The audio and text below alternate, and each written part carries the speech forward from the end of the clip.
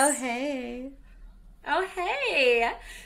So, we are coming at you with something new this week. We are finally doing our sinister stories. Short, taking a little break from the sinister. serial killer. Yes, short, sinister story.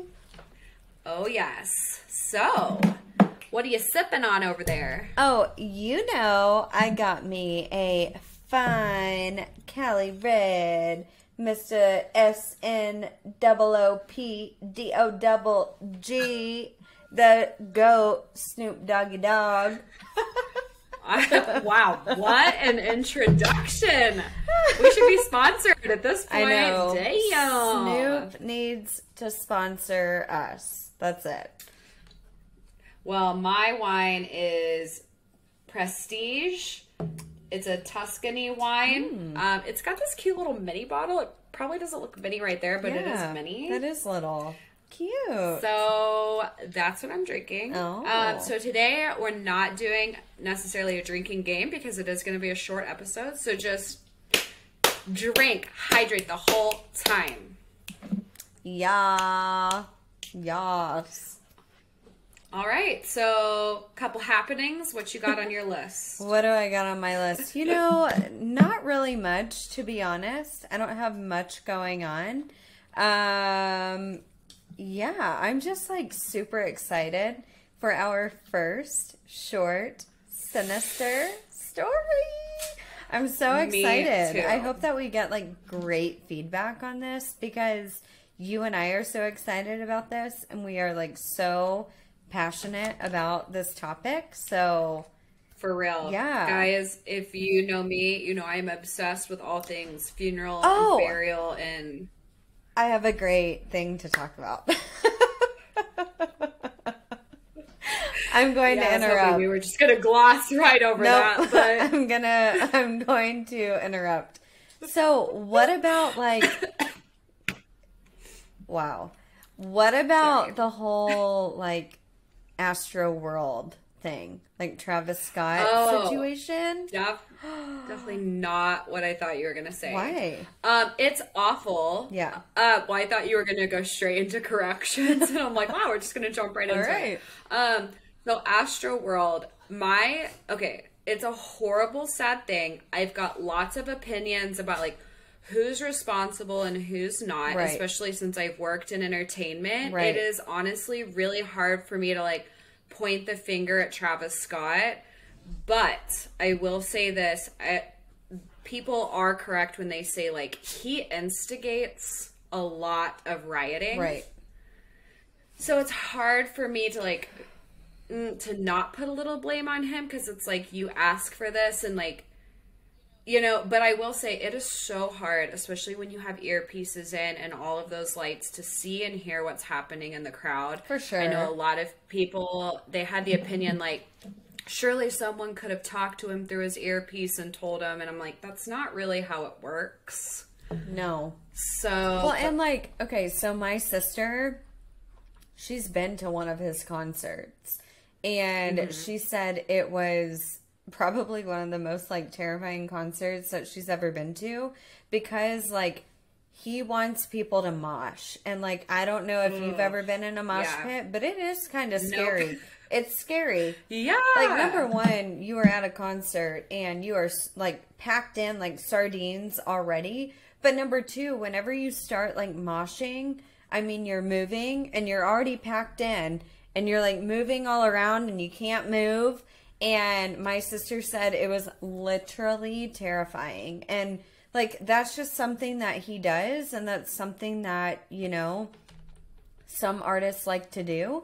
But you are almost taking that risk whenever you go to a concert like that. Know that that's something that he does, and he does it every time. I mean, I think he said, let's make this fucking earth shake. That's telling people hey, we are going to mosh. So you kind of have to take that risk. So at the end of the day, it's is he responsible? Kind of, because this is what he does. But then at the end of the day, the people who wanted to go to this concert, they chose it. So did you hear the satanic ritual conspiracy about it? I did. I did. That a lot of people were seizuring. So, and they complained of like pain in their neck. Yeah. And so the theory is that people are going around jabbing with like fentanyl and all kinds of drugs, causing them to like instantly seizure and die. Yeah, I did read that, but I don't know the validity of it. I watched a lot of like videos and like read a lot of blogs about people that were there, but you know, I don't know. It's so weird. I don't know what to think about. Well, and I feel like that would be easily proved or disproved because all you'd have to do is drug test these people. Oh, for sure. 100%. But I don't know if like autopsy reports are coming out or like why that hasn't been. So right. I don't know. We'll find out. It's a crazy deal. Yeah. I also love that people are going after the Kardashians for it, saying things like, how could you say you're praying for the family? You better be donating your money. And yeah, but they weren't even there. Okay. Like, what the fuck? Whatever. Like, it's not like they wanted that to happen. No, do they want people to die? It's a sad deal either way. Yeah. It's so sad either way. It is. But not good. Right. So let's hop into the section I've been dreading. So Cadence wants to talk about Dick.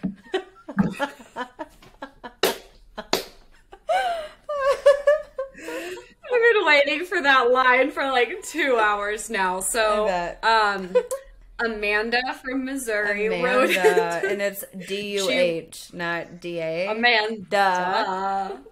Amanda wrote into the podcast by hand. It was pigeon mail, and she said, hey, bitch, why didn't you in the very first episode talk about Joseph James D'Angelo's penis?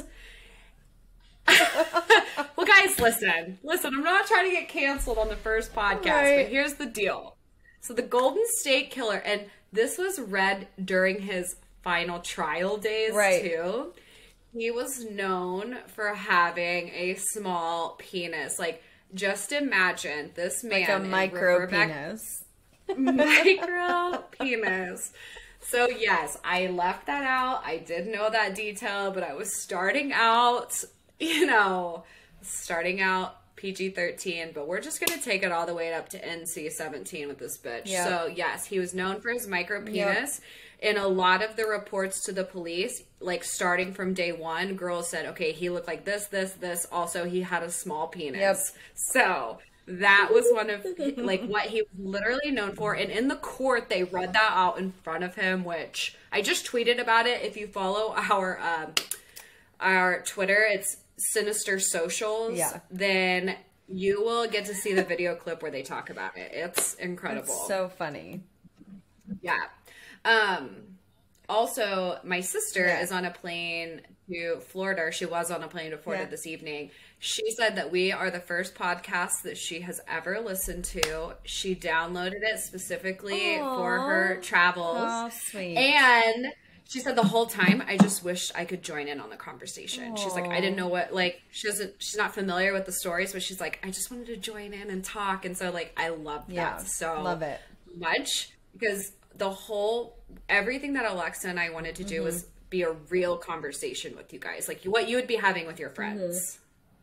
So that's amazing. Love that. So are we ready? Oh my god, I'm so ready. Okay, so do you want to go first, or do you want to let's tell the people what we're even talking about? Okay, so for our short sinister story today, we are talking about like funeral rituals and, like, where did things come from and all of that. Like, so. Yes. Oh, I'm obsessed. First and foremost, like, I want to go ahead and, like, talk about this. So, when I die, I don't want a funeral. I don't know about you. What do you want? Like, do you want a funeral?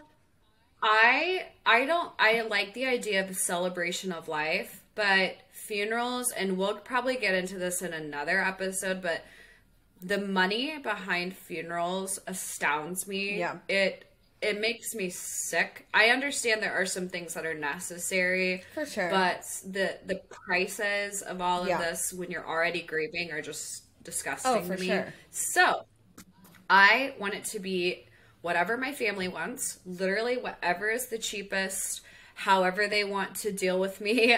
My opinion is I'm dead. I don't care. Right. But I understand, like, grieving is a thing. Yep. And so, you know, a celebration of life is fine. Everyone get drunk and everyone break out their horrible pictures of me, talk shit, talk good things. I don't care. Whatever you got to do to get over it. Yeah. Because I know it's going to be devastating for people, then do it. Right. I kind of agree. Like, I want a celebration of life. I don't want a funeral. I don't want a casket. I don't want a headstone. I want to be cremated. Right.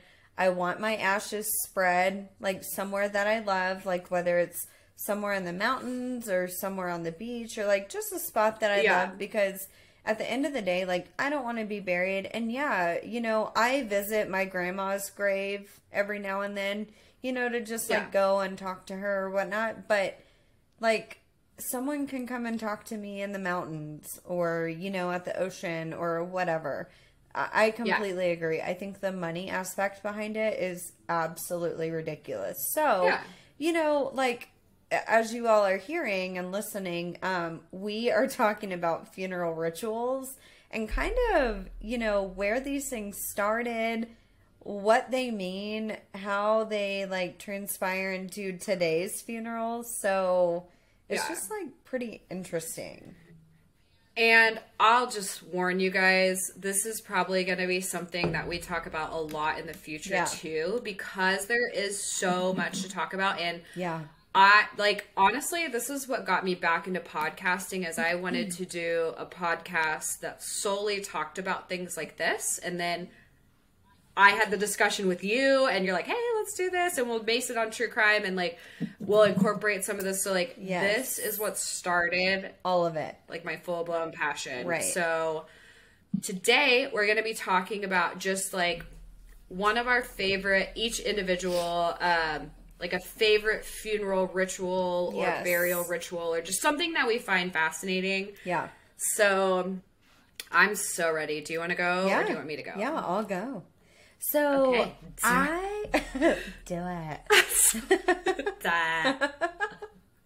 So I've always, like, wondered, why do people have to wear black at a funeral? Like, I just have to say, I never wear all black. Like, sometimes I'll wear, like, a black shawl or a black coat or black pants or something. But I always wondered, like, why do people wear all black? Like, where did that come from? So, interesting. It actually, like, dates back to the Roman Empire. Way far back. So, basically, the family of the deceased would wear a dark-colored toga, and they would call it a toga pulla. And what that would mean is, like, a dark toga, and most of the time it would be, like, black in color or a very, very dark blue or a very dark green or a dark purple, but the family of the deceased would wear a dark toga in the Roman Empire. So this tradition, will, you know, so you will, basically carried into, like, the medieval times. So when we move into the medieval times, you know, they're still wearing black, but it kind of changed. Not only did the women wear black, or the men wear black, but the women also would wear all black, but they would also have to wear a veil or a face covering over their face, meaning that their husbands or a close family member had passed. So they wouldn't wear it, you know, if a friend passed or if a child passed, but it would mostly be worn only if their husband passed or if it was, like, somebody that was very close to them, like a brother is what I read, or even, like, a parent. Well, and didn't they wear it for, like, days or weeks on end? They did. Like, during the entire grieving process, they wore it? They did. They wore it throughout the grieving process. So whenever I was researching this, some said that they wore it to hide their tears and to hide their emotions. And then others said that they wore it to show it as a sign of respect to the dead. Because if you think about the dead, right, and you think about a coffin or a headstone, it's a dark color. So if they wore a dark color, it was more so like connecting with the deceased, which was crazy.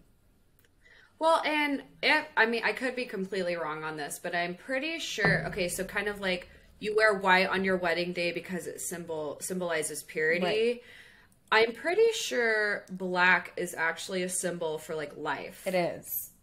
Or being alive. Well, and it just depends on like the religion and the spiritual aspect, but yes, it is. It's like new beginnings or new life. Yeah. Yeah. So we see black as such like a dark thing, and I get it, but at the same time... It's not. Yeah. Yeah, exactly. It's not. So, you know, these women would wear... Sorry, I had to do a little refill. Oh, side note. Okay, so this bottle of 19 Crimes with Snoop Dogg, for those of you that aren't watching, the cork has his face on it. Is it really? Yes. Oh my god, I never noticed Isn't that cute? I love it. You should like cut that in half and make it a magnet. I know. You know how people do that? Yeah, I love it. Cute. It's so cute. Anyway, so, you know, like, I think, I don't know, we're going to talk a little bit more about like black, like the color black. But anyway, so love that. In this time, also, the women would wear this black veil or this black coloring, you know, over their face and over their head during the whole grieving process. And the reason why they would wear it is because if they had lost their husband, they didn't want other men to see their beauty and to see how they looked like, because they didn't want to seem like they were available. So that was one thing that I read. Technically you are. I know. But that was one thing that I read. Not only did they conceal their emotions, but they wanted to conceal what they actually looked like when it came to single men. Pretty narcissistic of them, if you ask me. They're just assuming they're so beautiful that they need to hide their face. I know, right? Crazy. So wearing black to a funeral actually, like, you know, this was back in the Roman Empire. And then, of course, the medieval times. And it carried on until, like, now. But then whenever we talk about, like, the British Empire days, so specifically in 1837, Queen Victoria of England, when a popular duke had passed away, and she wore, out of respect, a big black mourning ball gown, right? It was all black, right? Love that. Can you imagine? I know. But she... Yes, I can. Right, like, how amazing. And it was, of course, like, handmade and tailored to her, but specifically for this funeral, okay? Mm-hmm. So back in 1837, she wore a black ball gown to this wedding. And this is kind of where, you know, the trend started for the Western side of the world. So the rich saw it as a fashion statement. And in this time, black was an expensive item to buy.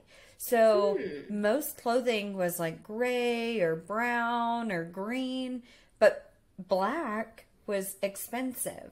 So if you look at it, I mean, based upon the research that I found, it was number one, a fashion statement, wearing it to a funeral. And number two, only the rich would wear it because it was expensive. I hadn't heard that part. Like that's what kind of started it for Western. Yeah.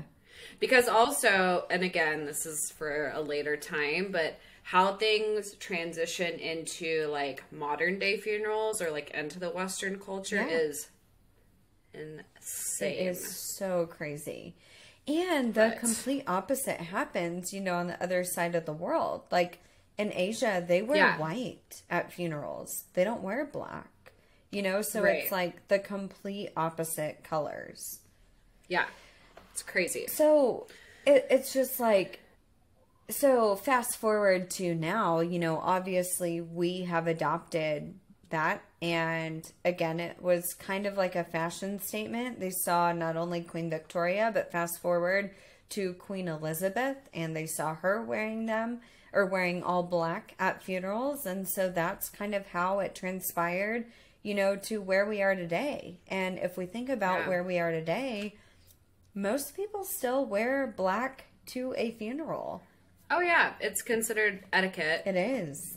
But, I mean, it's honestly stupid. It is. But I am also such like a, I don't know, I guess a pessimist when it comes to traditions. That I'm like, whatever. Right. Like, if you want to wear black out of respect, fine. But at the end of the day, it's a color. Yeah. Yeah. So. Yeah, and you know, like, I think a lot of people wear it today because it is still considered like a sign of respect to the dead. Yeah. And because like we said, you know, black means it's a sign of new beginnings, a sign of new life. Yeah. And so that's kind of why people wear black. Yeah. You know, I wear black to funerals, but not all black. So. Yeah. Well, and I think it kind of comes down to one, black is just a popular color to wear. You don't want to be flashy at a funeral, so I completely understand that.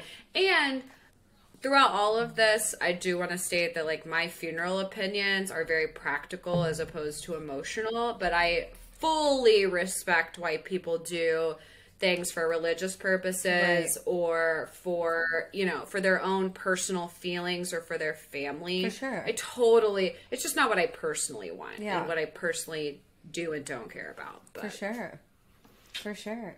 But interesting. I know. Nick just scared the hell out of me. He just walked through and I'm like in a dark room. You're like, is that a ghost? So you're like, sorry, I respect your funeral practices. Okay, so what is your funeral ritual? What are you going to talk about? My favorite thing in the world to talk about. Anytime people are like, what's an interesting quality about you? I'm like, well, let me tell you my funeral home knowledge. My favorite being safety coffins. Oh my God. Safety coffins are my favorite thing in the whole world, and if I was ever buried, you better put me in a safety coffin. So, oh my gosh. The safety coffins their sole purpose is to prevent premature burials, and to me, it's kind of like fear of sharks. I know it does happen, but it like never happens. No. Does that, you know what I mean? Who has ever actually buried alive? So the fear is kind of irrational, right. And again, fully respect irrational fears. I have them myself. But this is funny. So I think it's taphophobia is the literal fear of being buried alive. This safety coffins were patented during the 18th and 19th century. So for idiots like me, that's between 1700 and the 1900s. Yes. So before like real modern times. Yes. So this, well, I'll come back to what I was about to say. Okay, so the fear of being buried alive, where did that even start with other than just like scary movies? So, yeah, because if we talk about like 1700s, they didn't have scary movies, so. Right. So like, why would they even worry about that? Well, here's why. Because there was, I think it's pronounced cholera. There was a cholera epidemic. And basically, cholera, okay. Alexa's the smart one. And what this did was give you it's an infection in your small intestine, but to just be direct, it gave you massive diarrhea to the point of dehydrating your body to death. And then there was a bunch of other things that happened. These symptoms came on pretty quickly. So death was like very sudden, almost put you like in a comatose state. Yep. And a lot of the people that had that were seemingly dead. So like very low oxygen levels, hardly breathing. So people started getting this fear of like, oh, if I catch this, they're going to think I'm dead. They're going to bury me. Right. And there is supposed cases of this happening. Okay. So side note. My friend Lauren and I, one of my besties, we went to Savannah, Georgia last year just to go. Every year we try to go on like a girls trip, and we went on a fun little like ghost tour because I don't know if you know about Savannah, Georgia, but it's like very spooky. Kind of. It's very haunted. Like there's a lot of history. And that was one thing that they brought up was the cholera outbreak at that time and people actually being buried alive. And so there is this cemetery basically in the middle of downtown Savannah, Georgia. And the roads are kind of like, or the sidewalks are kind of like, yeah, they're not like hills, but like they're all like kind of like grimy or like, you know, bumpy. The sidewalks are like that. The roads are like that. And, you know, where they're buried are like that. And so the girl who was giving us this tour was like, oh, yeah, by the way, these people, there was a cholera outbreak and people were literally buried alive. They were literally buried alive because of that. So Lauren and I like looked at each other. We're like, holy shit. Like we are walking on, you know, dead bodies, obviously, but people were legit buried alive. So, fun fact for Savannah, Georgia. Yeah, crazy. Yes, and to add on to that story, I forget the name of the theater specifically, but where Elvis famously said Elvis has left the building. I performed at that theater, and I can't remember it, but across from that theater was a cemetery with hills. Oh. And they said those hills are mounds of bodies because there was an epidemic that broke out. So instead of burying people, we stacked them into graves and it created hills in the ground. And like, that's why. Yes. So isn't that crazy? Georgia, you're a crazy place. Well, in Savannah, Georgia too, like number one, it's a beautiful city, but number two, it is like kind of crazy. There's a lot of weird history around it all, but also Georgia peaches aren't a real thing. No, they're not a real thing. So don't even get your hopes up like I did. So all of this was happening, and so they decided, hey, we need to come up with a device so in case people do get buried alive, they've got a way of escaping. So imagine you're this is also before the days of embalming, so keep that in mind. So most commonly, you are put in a coffin and attached to your ligaments or sometimes like your neck, like weird places. Any place in your body you would normally move, like in a panic, was a string, some sort of rope, and that rope funneled up into a tube that went to the top of the surface that was attached to a bell. Yep. So if you can imagine laying down and like wiggling your fingers were the most common attachment. Yep. Then that bell would sound to the grave attendant, the priest, whoever, that there was a body buried alive. So that is actually where we get the term Saved by the Bell.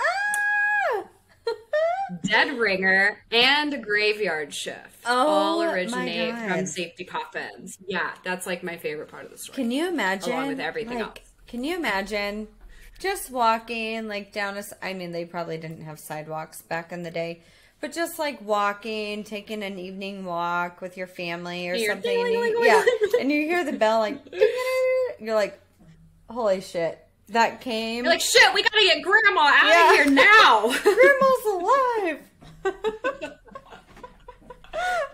It's funny, but it's not. No, okay, so, yes, that's where we get those terms. So crazy. There were also some different forms of safety. The bells are my favorite, and we'll get to why later. But there were forms before the bell. So Robert Robinson of Manchester, 1791. So he was some sort of controversial preacher, doesn't really matter, but he was put in a mausoleum, which for people who don't know, it kind of looks like the little house in the cemetery. Yep. It's like the concrete above ground thing.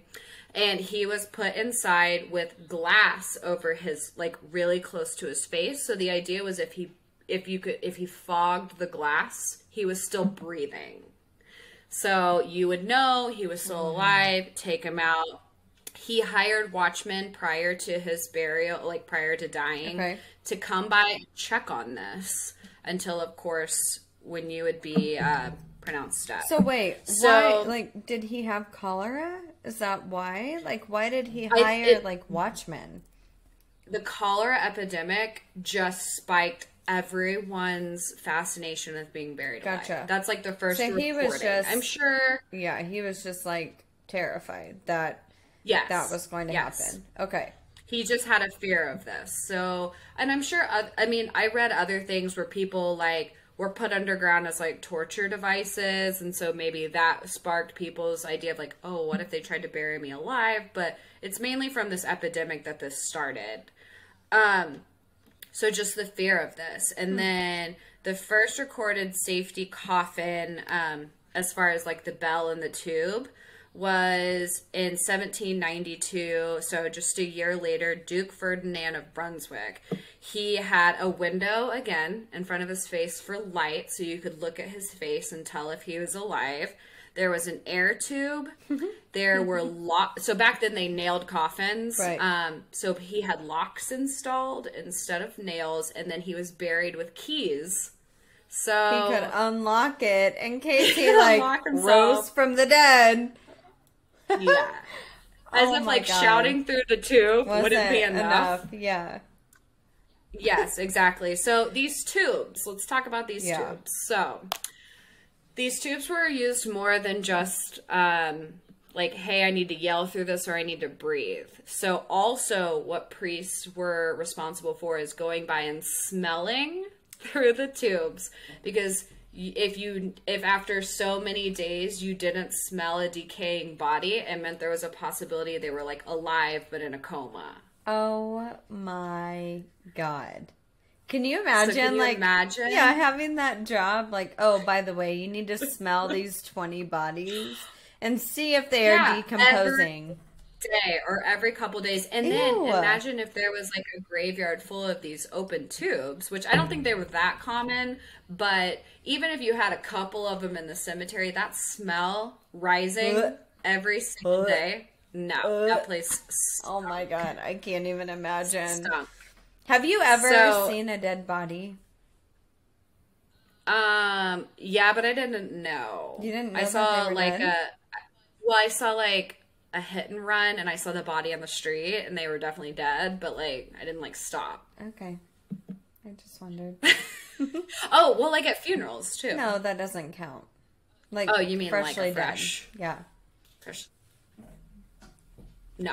So not up close. I did. It was so weird. So a friend in high school, I'm not going to name names, but basically, whenever I was in high school, her and I were best friends, and it was the summer and her grandma was dying. She had like hospice and everything at home, and next thing you know, there's like the storm that came through, and her grandma was there and she just died. And then, you know, we're waiting on like, you know, the funeral home to come and like get her body and stuff, and she was just laying there dead. Oh my God. Yeah, it was crazy. But, you know you and I have talked about this, but like death doesn't really like bother me. I don't know why. It doesn't. Like, I don't. Yeah.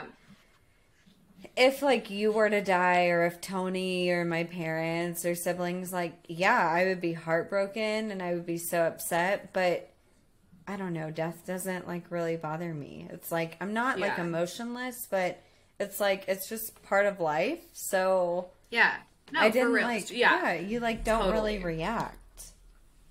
Yeah. And I would say that I just understand that it's something that's going to happen. Right. So it's almost like I'm always prepared for it to happen. Yeah. I still get incredibly emotional and whatever if it's something or someone that I'm someone that I'm close to, but I do see it as inevitable. For sure. But sorry to interrupt. Continue. No, that's insane. That's crazy. So, anyways, fast forward to like the 1800s. There is a guy, Adolf Gutsmuth, I think is how you say it. He buried himself alive for several hours just to prove that his safety coffins work. Wow. He would have food lowered like through the tube. Like at one point he had like a 7-course meal, including some beer, some Wiener Schnitzels, just to prove that this worked. Whatever, no one cares. 1820s, the portable death chamber was invented. So when I first terrifying. Okay, listen. Portable death chamber? Wait till you hear how this thing works. And I had to read this sentence like 10 times just to make sure I understood what I was reading. So basically, it said a body was, there was a chamber above an empty grave. So I was like, wait, an empty grave, but someone's being buried, it wouldn't be empty. No. Mm-mm. You're put into the ground. Let's pretend it's on like wood doors or something. I don't know what the material was. So you are put, let's say 3 feet below ground. They would keep watch on you, like with a glass chamber or a breathing tube or whatever it was. And after you showed signs of death, whether that be the smell or the decay or whatever, those wood doors open up underneath and just you. Drop your ass. Drop your ass 6 feet under. And then you're officially buried. Oh my God. I was like, wait, am I reading this right? They just dropped your ass in the ground? Okay, so that's another example of a safety coffin. But let's fast forward a little bit. I have so much to get to, and I know we're already like past time. This is probably going to be a normal length episode because I'm so excited. Don't care. Listen along. So in 1829 was officially when the bell method was introduced that I talked about. Right. But there was a few upgrades from like just finger tied to a string with a bell. So first off, the bell was enclosed in a chamber. Okay. So weather couldn't ring the bell, animals couldn't ring the bell, but also bugs couldn't get into the tube. So that was kind of an issue. But throughout this entire process, one thing they never perfected, because was that when your body decays, everything starts shutting, and especially without embalming, right, your body is swelling, right, it is twitching, right, it's doing all these things. So the bells are constantly going off. Yes. So these people who are buried with these safety coffins, they're always gonna go off. We didn't have embalming practices, so everything was still somewhat functional. So here's a little statistic for you. 0, count them, zippo people were saved due to safety coffins. Right. So there's that for you. Wow. However, people did die of being buried alive. So there's many cases that are reported. Yes. So,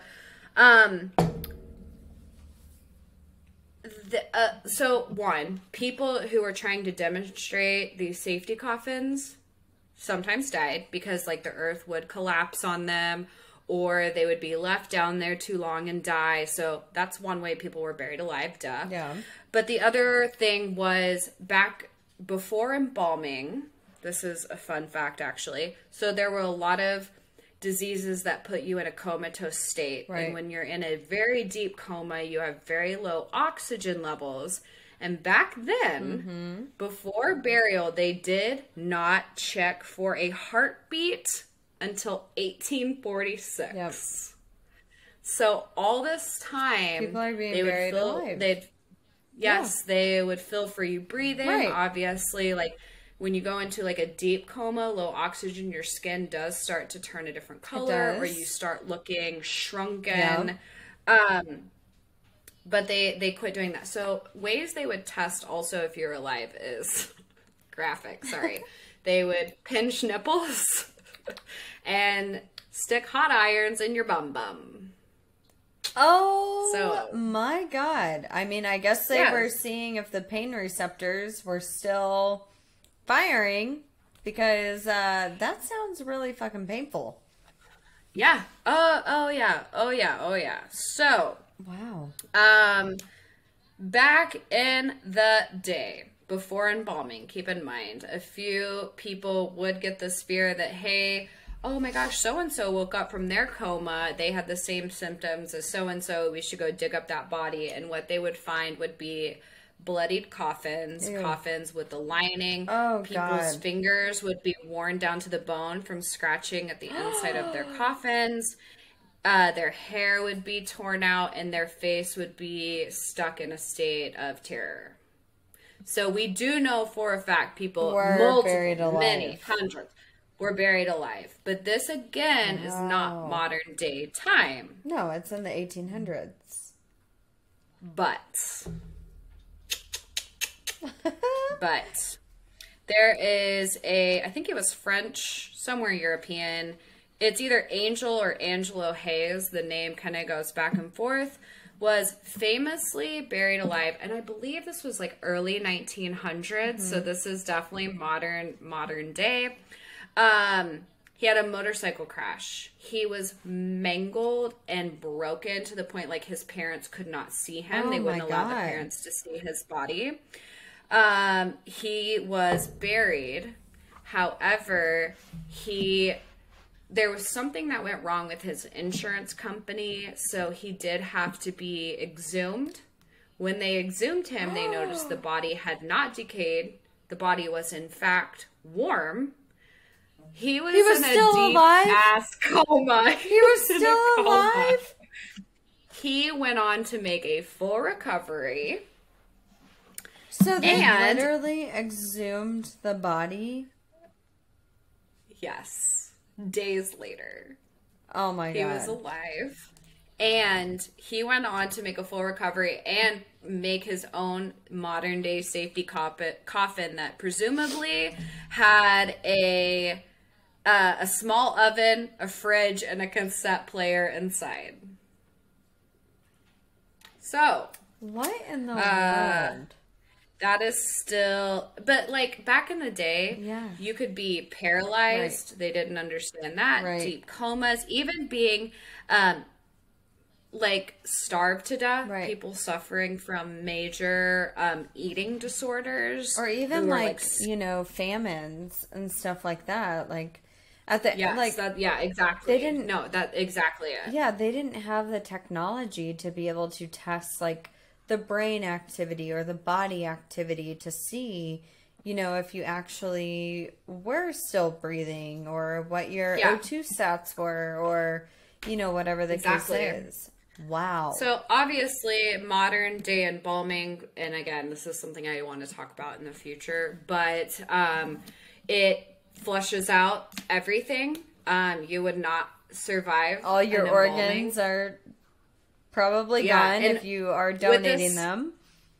Which I also just realized that was a motorcycle crash, so it had to be further into the 1900s than I thought. Well, no, I mean, they had the first motorcycle in the late 1800s, so, it could have been the early 1900s. So Well, I'm not a history buff, apparently, but that being said, something culturally had to keep that guy from being embalmed, and I forget exactly what it was, but modern day embalming completely eliminates the fear of being buried alive, which is why I know a lot of people to this day have that phobia, and I just personally can't relate, because we have so many insane strict guidelines when it comes to burying burials that being buried alive is nearly impossible unless it's like a murderer. Right. Which does happen. Murderers do to this day bury people alive. Yeah, murderers and rapists and people that just abuse people, they kind of suck. Yeah. But luckily, obviously you don't survive a cremation or an embalming. Right? So, oh my God. You guys are good to go unless a murderer finds you, then watch out. And it better be like something crazy where you are on our podcast. Yeah, so if you're ever buried alive, let us know. We'd love to feature you. We'll give you a quick interview. We can't afford to pay you, but maybe we'll buy you a drink or something. No, but it's insane. Wow. But that's one of my favorite things, the idea of safety coffins. And if you Google it, you can see like blueprints for all of these coffins. They get way crazier. Oh, I bet. Like chamber on chamber, almost like Egyptian-esque. Yeah. It's like so, a little, from what I researched, it's like a tiny little studio apartment underground. Yeah. Yes, but like almost to a point where you you can't move. Right. So everything has to like be within reach of you, like laying down. Right. And somehow accessing the earth, which even means, like, think of those tubes during like the rain. Oh my god. Rain, mosquitoes, bugs, everything else. So even if you were alive underground, you're dying. Like, you're dying. Right. Or you're gonna be flooded. Being tortured. Tortured. Yeah. What in the world? So wow. Fascinating. So fascinating. We could easily talk about funerals and all the funeral rituals like all day long. Yeah, so this brings us to our next point. We're starting a new podcast called Sinister Funerals. It's great. No. But that's it. So yay for our first sinister story. Yes, for our first short sinister story. Love it. Yes. Follow us. Again, we will be doing, I'm trying to be more active on Twitter, so you can follow us there. Yes. Our Patreon, but most importantly, our website, somethingsinisterpodcast.com. It's got links to everything that we have on our website. It does. It does. Yay. So, peace and out. One last thing. Oh, sorry. I'm like ending it. Bye. See you guys later. We'll mention our sponsor. Yes. Oh my god. So, Color Up CD. Try again. And Color Up. Color Up. CBD. Color Up. Get CBD. all your skincare needs and your dog treats and all of your shit. Yes. Color Up CBD. They are awesome. You can go to colorupco.com and you can use discount code Sinister20 to get 20% off of your skincare. I have been using it like for this entire week and my face is glowing. So if you are watching the YouTube video, like you will see. Like number one, it's like leave a comment and tell her how shiny her skin is. And tell me how good my skin looks. No, seriously, like I love all of it so far. Yeah. So I love it. It doesn't have like fragrance. They don't test on animals. It's all like plant-based. It's all natural. And that is like me to a T. So. And what I love, especially on their Instagram, is they keep up with all of the facts, all of the research. So they'll have their specialists on there explaining the products, which I need. I don't like to just blindly put shit on my face. Right. So love that. Yes. So thank you so much, Color Up. Yes. I can't believe we have a sponsor. It's still crazy. So anyways, well, we will see you guys later. Peace out. Bye.